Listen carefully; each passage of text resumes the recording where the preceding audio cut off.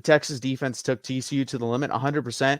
That's like D4 said, this is a very good TCU offense. They have a good quarterback. They have one really good weapon at wide receiver, and then they have Keandre Miller, and he's very good as well. So he's probably the second best back in the Big 12, one of the probably 7 best backs in the country. So very good on offense for TCU. Sonny Dykes is a phenomenal offensive mind, one of the top 5 to 6 in the sport.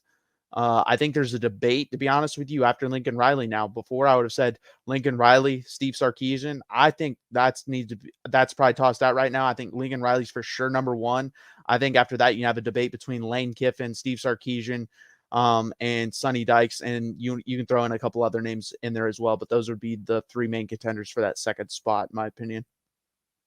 Yeah, you could throw Ryan Day in there.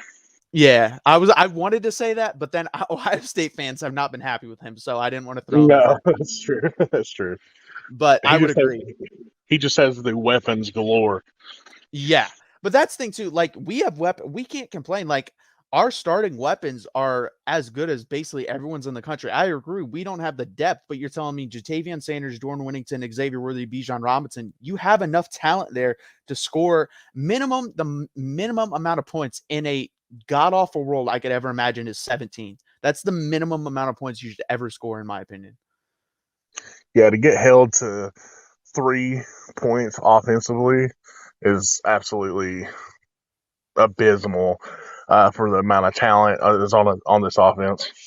Yeah, and I think the biggest issue with Sark is he has his key guys, and when those key guys are clicking, you see the offense look really good. But if those key guys like tonight, Bijan wasn't having a good game because TCU was on him, obviously game playing around him after you heard what Sonny Dykes said about him.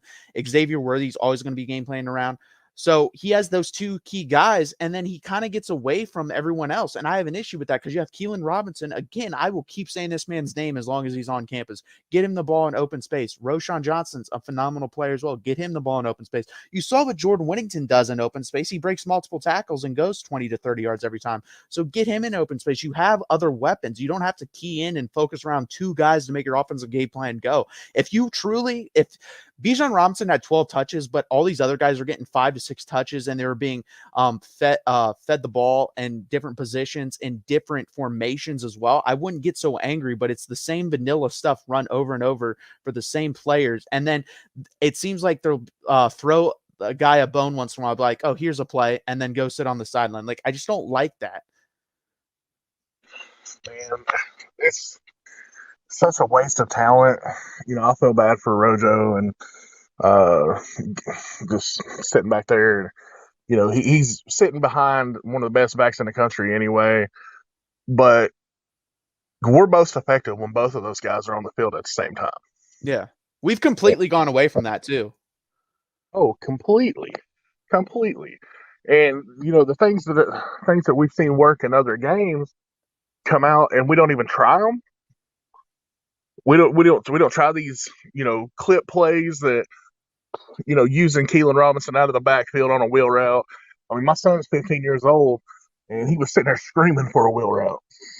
Yeah, and it worked. It was there. He didn't throw it. And yeah, Keelan needs to be more involved because he's so explosive. And Jordan Whittington, I've been begging. The guy played running back in high school. Put him in the backfield.